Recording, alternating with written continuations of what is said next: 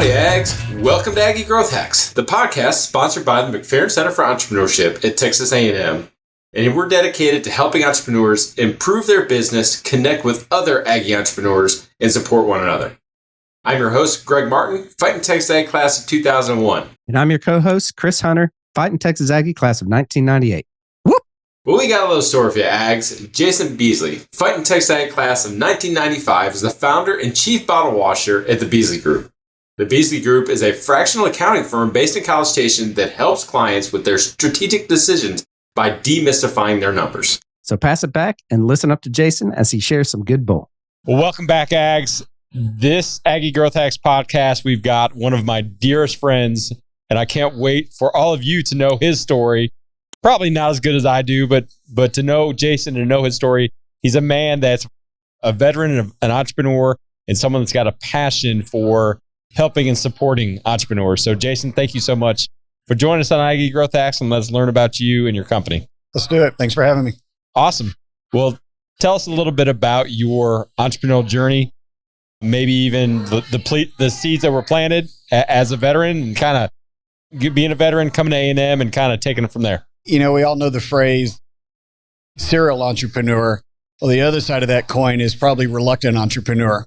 And that's kind of where I was. I spent probably 8 to 10 years trying to figure out what I could do to be my own boss. I was tired of cashing somebody else's checks, and I wanted to do my own thing. And I didn't really understand what that meant other than to get away from what I do best.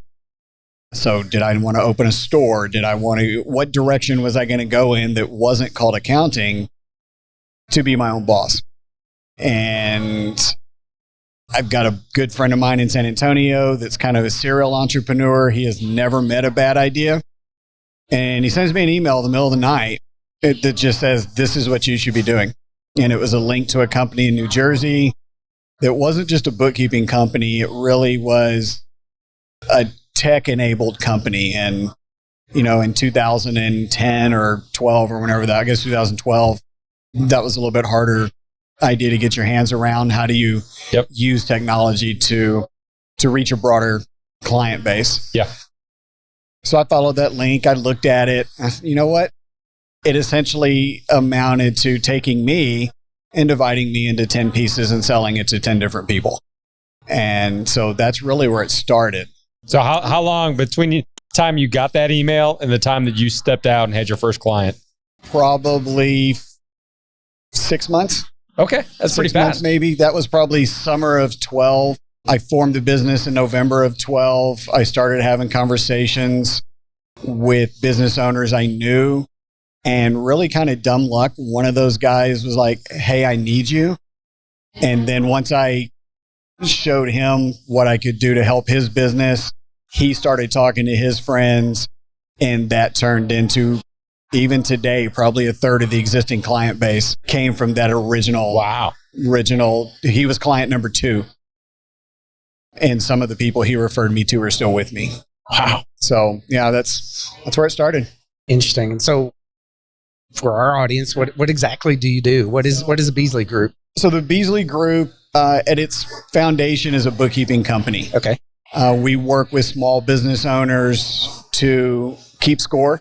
Where we do it a little bit differently, I call it bookkeeping on steroids. Okay. My background is in 8 and 9 figure companies in several different industries, manufacturing, distribution. I've been a lot of places. And so what we do is we take the information we gather during the bookkeeping process and we present it to the owners in a way that helps them understand the story of their business financially. And then we take that information and we say, okay, here's where we are. Where do you want to be? What decisions do we need to make to make that change, to achieve your end goals? And we help them manage the decision-making process by focusing them on the decisions they've already made and understanding those decisions. Okay. We focus on activity. You're an auto mechanic. What's the number one metric you care about? How many cars did you fix? What actions do you need to take as a business, as an owner, to drive that activity? That's what we do. So it's not just scorekeeping. for the sake of scorekeeping or scorekeeping for a tax return. It's scorekeeping with the intention of using the numbers to learn and to grow. Interesting. Love it. So why don't you tell us a little bit about when you went to Texas A&M, is there something that you took out of being an Aggie and going to Texas A&M that has helped you as an entrepreneur? You know, I've built the business around service. Our job is to manage the financial side of the business around freeing the clients from those things as much as possible. So we keep score. We tell you what the numbers say. We help you understand your decisions. We help you grow. We get to the end of the year. We do all have to file tax returns whether we want to or not. So we manage that relationship. We facilitate getting all the information to the CPA. We don't do their taxes because I hate taxes, but we put tools in place so the clients can just get us all of their information, even their personal stuff, and we facilitate getting that to the clients. So it's a service-oriented company more so than just a scorekeeping business. And, you know, you think back to our core values, self-service is on that list. And that's really a big part of who we are. It's just serving that need. Because small business owners are usually great at one or two things. And finances and paperwork are not one of those one or two things. So what can we do to take care of those things for you? Yeah. See? What? I mean, Chris has said at least a dozen times. It's like, I hate accounting. Yes. And hell, I know accountants that don't like accounting. but to be able to have that value and to be able to have someone like you that helps them have accurate numbers and then see the story through the numbers. Right. You know, and to say, okay, how do your operation, the things that you make, using your example of the car repair, okay, are my guys too slow? Am I not advertising enough? Why don't I have enough cars coming through the shop? And then let's fix that problem. No, that's exactly right. And that's exactly what we focus on is, you know, how do I make that number better than it was last month? And how do I make it better the month after that? So, Jason, you, by definition of that, you help entrepreneurs with challenges that they have. Yes. But you're an entrepreneur yourself. Correct. What's the biggest challenge that you've had probably in the last 18 to 24 months? And how are you working to overcome it? Growth. Going into COVID, I was a one-man band. I'd been a one-man band almost the entire time we were in business. And, you know, going back 2013, navigating COVID was a challenge. I felt like I did about 11 billion PPP applications. You had a really good banker that helped with all of I this. had a really mediocre banker that helped me understand what was going on with PPP. He knew how to keep me engaged with him by putting my application at the bottom of the list. Job security, man. But coming out of COVID, it was the strangest phenomenon. Roughly March of 21, virtually every client came to me and said, hey, we're going to start another business. What are you going to charge me to keep track of it and help me with it? And so 60, 70% organic growth, just existing clients doing new stuff over the next 12 to 15 months. So by summer of last year, we had grown really 60, 70% just in volume of work. Yeah, organic. It forced me to add staff. You know, again, going into COVID, I was a one-man band.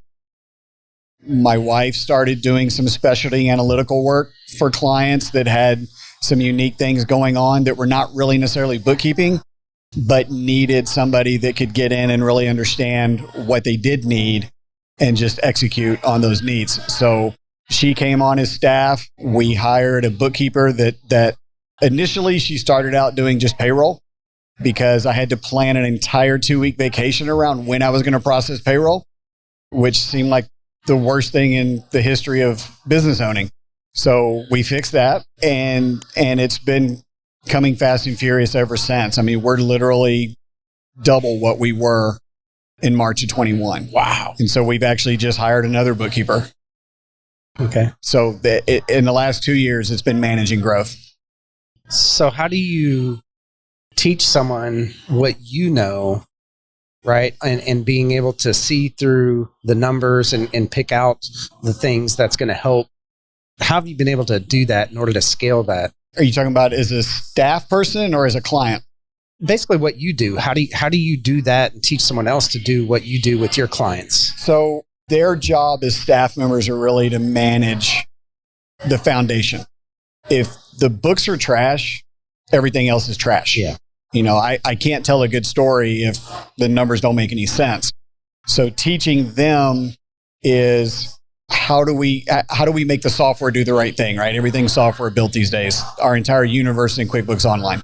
So how do you do that piece of it? And then giving them boundaries. I want them to communicate with clients. I don't want to be the bottleneck. I don't want to be, the hub in the middle of the wheel. So as they get their feet on the ground, I connect them with the clients and I empower them to talk about things with the clients. And for me, it's helping them understand where their limit is. This is how much rope I'm willing to give you. Don't exceed this. Like we get to certain things that I need to be in the middle of that. But for me, it's been point them in the right direction, teaching them how to do what I need them to do, and then letting them go forth and conquer and kind of staying out of the way until they tell me they need help. Love it. So, Jason, as you are talking and advising clients, because what I'm hearing and what I know is that you have the foundation of bookkeeping to make sure that the data is good, but then you also coach and push the clients that you work with to make their businesses better, stuff like that. But how do you approach that? Because you are in a lot of different types of companies. I mean, you've got service companies, you've got companies that are distributors, you've got a whole bunch. I mean, your background is manufacturing. How do you actually bring that clarity with the clients? The hardest thing for me to impart upon a client is that success isn't defined in dollars and cents. It's defined in widgets.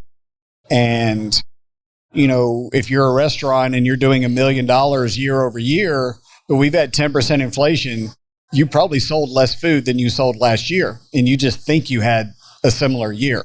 I've been in a lot of different places, but the manufacturing background seems to be what serves me the best because the conversation focuses on the activity. It focuses on widgets. How many widgets did you produce last period? How many are you going to produce this period? How are we going to increase our production? So once I find it, once I can get the business owner away from dollars and cents and into the activity that drives success, understanding what the activity is, what their widget is, then that's really where it starts to become productive, is focusing on, okay, what is our widget? What does it cost to make? What do we sell it for? Is that the right relationship between those two, that cost and revenue? And how do we improve that spread? That's manufacturing. That's cost accounting 101. So it sounds to me it's more what you do really with clients is way more than just being a bookkeeper. It is. Right. It is. I'm kind of their controller. Okay. And a controller in this market it's a 6-figure position. Mm-hmm. Right. So who's going to hire a 6-figure accountant? It's not going to be $1 million company, but they could definitely benefit from having a tenth of a controller. And that's really what it comes down to. Fractional controller. Yeah.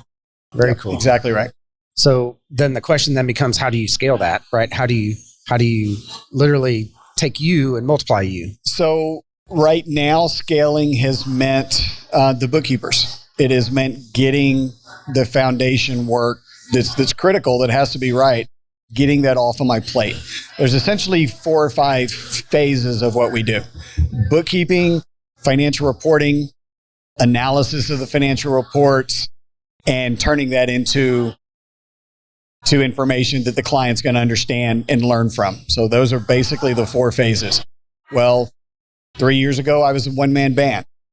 Now we've got bookkeepers in place, and the foundational piece, that first phase, is off of my plate.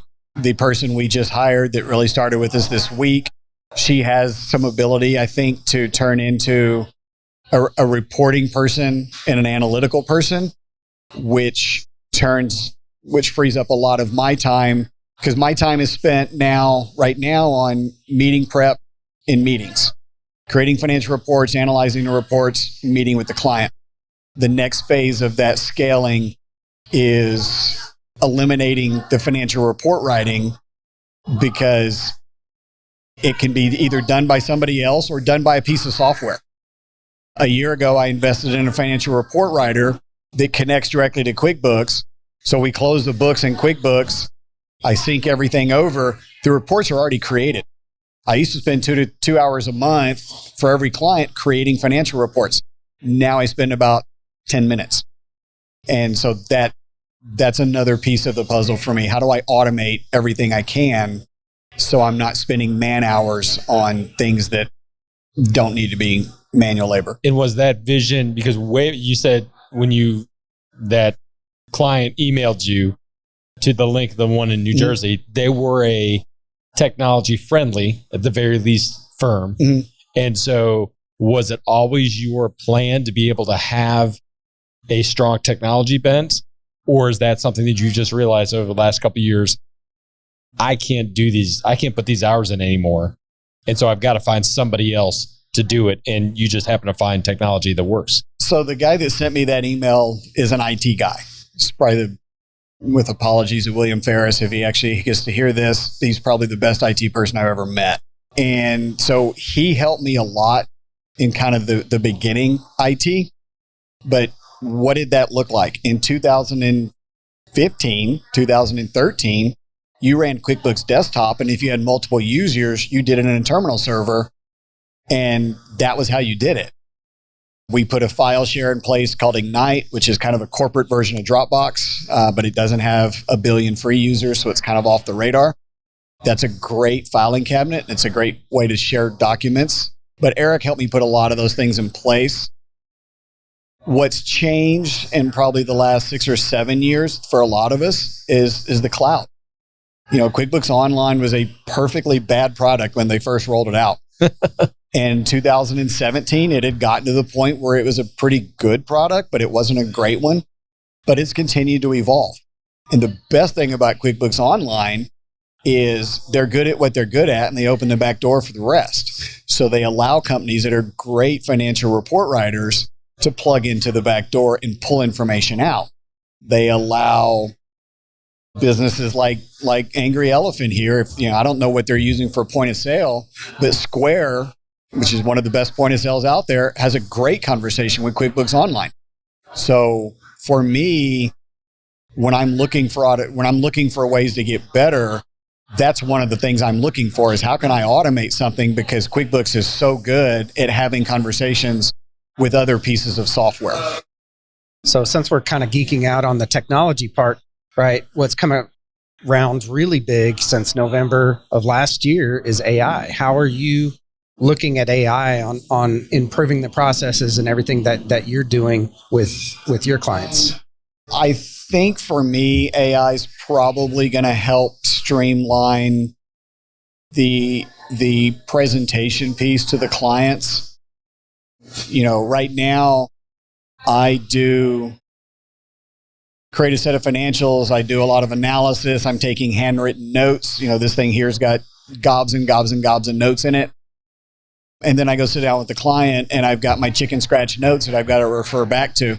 It would be beneficial to be able to take the data, the numbers, and be able to have something that can crunch those numbers, write a written narrative, and incorporate those numbers without it being a canned month in and month out. It's the same verbiage with different numbers. Yeah, just elevator talk. It went up, it went down. Well, I can tell that by the numbers. Exactly. I need more. So are we going to reach a point where AI can take my handwritten notes or take the thoughts behind my handwritten notes and turn that into written analysis that can be shared with the client? That's where I could see it mattering. There's a lot of basic bots in place for bookkeeping. I can teach QuickBooks today that Angry Elephant is a business meal. I can't teach it necessarily how to write a set of financials and tell the story. So it sounds like as the industry continues to evolve, as your clients' demands on you continue to evolve, by necessity, you're going to have to evolve your business, what you offer, how you actually give them information and data and insight to make those decisions. You're having to constantly reinvest in yourself. I am. It's you can't sit still. I don't pay a whole lot of attention to the competition. In fact, I pay zero attention to the competition, but I do pay attention to how the tools I use are evolving. Are the tools evolving? The file share we use, it's been a fantastic kind of backbone of the company. I had a conversation this morning about replacing it because they don't give me some of the things I want. And so I'm going to look at replacing that tool. I'm not a complacent person. I don't sit still very well. You kind of know that. So yeah, what can we do to get better? What worked yesterday may not work tomorrow. Love it. Continually, sharpening the sword for sure. That's cool. right. So Jason, one of the things that we talk about on every single one of our episodes here is your vision of our entrepreneurs, right? What is your mission? What is your big, hairy, audacious goal? What is your 5 to 10 year moonshot? We've been here 10 years, and I probably would have told you 3 years ago, I'd have been happy to just coast along until I reached the point where we were ready to retire and it was via con Dios. Now, as we've started to grow beyond what I can keep track of and what I want to deal with myself, I'm starting to see this as what it probably should have always been, which is something that I could one day identify a successor and sell the business to somebody that can look and go, well, you've done something pretty amazing, but we're going to take it the next step further. So, 10 years from now, we will have been in business 20 years. And, I'm in my early 50s. If I'm in my early 60s and we reach that point, I'm going to hopefully have that person on staff that looks and goes, that's what I want to do with my next 20 years. And then they can take it and buy me out and run with it. So I think if I'm looking for that big, hairy, audacious goal, it's turn this into something that somebody else can look at and go, that's an amazing way to live your life. That's how I want to live. I'm gonna make this happen. I mean, the cool thing is that you probably have clients that's very similar goals. And so now you just have to drink your own champagne and take your own advice and actually work on your own business instead of working on theirs all the time. A month ago at EBV, one of the entrepreneurs literally held up a piece of paper and said, this is your mirror. What do you need to do to improve your business? He said, you've spent all week here telling us how to improve ours. It's your turn. And I've been kind of sitting on that conversation for a month now. What does that look like? So we're rolling into the lightning round. One rule, each question answer 30 seconds or less. So we are Aggie Growth Hacks. We love to find ways to improve and help ourselves. What is your favorite personal hack? Time away. I'm self-employed. I work at home. It's really easy to not unplug.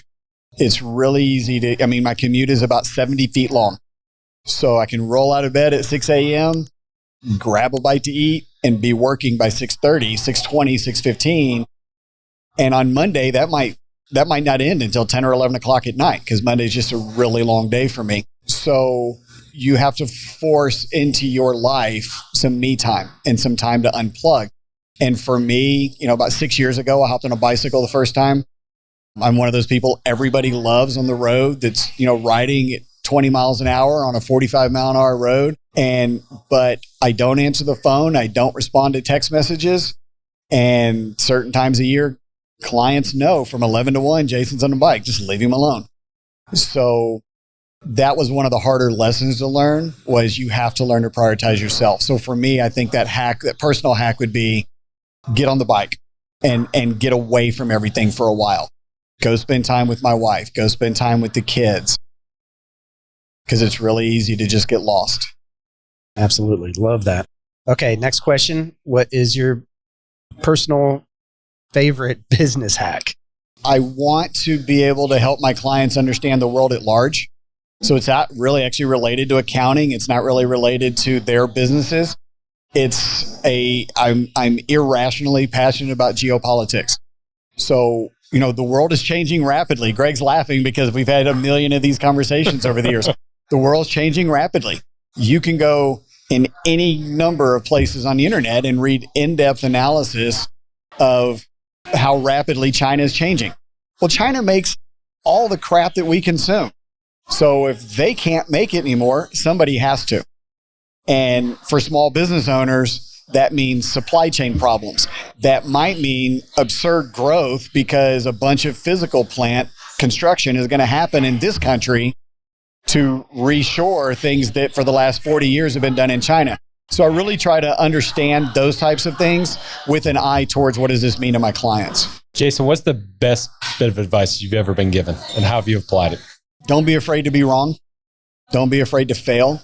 I'm not ever afraid. You're wrong all the time? Is that how you apply I'm it? almost never wrong. But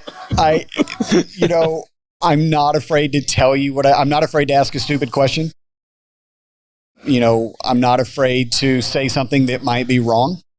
It's a learning experience. It's a learning opportunity. So I say what's on my mind. I say what I think is right. And if it's wrong, we'll deal with that when we get there. But at the end of the day, I don't really worry about falling down. As long as we're falling forward, it's all good. All right. How can the Aggie Growth Hacks community get in touch with you and support you moving forward? Well, Greg tagged me on a LinkedIn post this morning about the podcast, so I know I'm on LinkedIn. I don't really do Facebook. I don't do any of that. TheBeasleyGroup.com. It's our website. There's a contact us link. There's a link, a Calendly link to put yourself on my calendar if you want to talk about your business and what we can do to help your business. I don't know if you want me to give out phone numbers or emails any of that. Yeah, we've had people do that, yeah, if you want. Phone number is 979-777-4748. Don't leave me a voicemail because then I don't have to listen to it. But I will call you back or shoot me a text if we want to talk, then that's fine. Let me know. Well, Alex, there you go. Again, we've got another Aggie entrepreneur that's just wanting to pour into, wanted to help, wanted to encourage you. So take advantage if you're not connected on Jason with his tens and tens of followers. I think that's an exaggeration. I think it's more like ones and ones. You could probably measure my followers in single digits on one hand. Yeah, exactly. But seriously, check him out. He loves talking about entrepreneurship, loves talking about business, and loves bringing clarity to you and your numbers. So, Jason, thank you so much for joining us. Appreciate you, brother. This has been a great episode. Thanks for having me. Appreciate it. Well, how about that, Ags? Was that pretty cool or what? I know that I had a lot of takeaways from that interview with Jason. What was your biggest takeaway there, Greg? I'm a little bit at an advantage. I mean, Jason and I have actually worked together with some companies, both when I was a banker and now with GPM Financial. But the thing that I admire and I took away from our conversation with Jason is that his unique ability to boil a business down to widgets, to something. He talked about how he has when he was growing up in accounting, he had a background in manufacturing, and that has served him well because I think that if entrepreneurs can understand their business in like a widget number, whether that be number of cars seen or number of board feet produced or number of windows washed, whatever that is, and you understand how all the business like impacts down to that number, then you can really start to unlock and say, okay, well, if we did more of that, how is that going to impact our cash flow? How's that going to impact our customer base? How's that impact our capacity? Do we have enough people to wash 17 more windows a day? And to be able to see your business in those terms is very powerful. I've seen it happen. And I really respect that he's able to take something very complicated and just boil it down to one number. What about you? Yeah, I totally agree on that. I got to say, it was his personal hack, having time away and having him time, having me time, right? It is so important for entrepreneurs to unplug, to get away from the business, spend time with your families. and get away from it every once in a while. And that's honestly, some of the times when I do that, I come up with the best ideas, or at least what I think are the best ideas, right, for the company, right? And sometimes you have those aha moments. You're like, oh, what am I doing? Why am I doing that? Kind of a thing, when you're really not thinking about it and you're stuck in the day-to-day grind, right? So it is important to get away. And I know that is my biggest takeaway on this episode with Jason. Well, Ags, that's going to do it for this episode. If you're not connected with Jason, make sure that you reached out to him. If you want to have clarity, you want to try to boil your numbers, your business down to one number or one metric, he's the man that can definitely help you with that. Make sure that you connect with Aggie Growth Hacks while we're on LinkedIn, Facebook, Instagram. If you're not connected to Chris or I, come on now, connect with us. Let us encourage you. Let us learn about you. Let us maybe spotlight you in a future episode of Aggie Growth Hacks. We want to give a huge shout out to our sponsor, the McFerrin Center for Entrepreneurship at Texas A&M University. Since 1999, the McFerrin Center for Entrepreneurship has served as the hub of entrepreneurship for Texas A&M. If you're an Aggie entrepreneur or even a wantrepreneur, head on over to their website now to find a program that's right for you. Just go to aggiegrowthhacks.com/McFerrin. Well, Dags, join us next time when we connect with another great Aggie entrepreneur and learn how they hack their growth. Until then, I'm Chris Hunter. And I'm Greg Martin. Thanks and gig 'em. Whoop!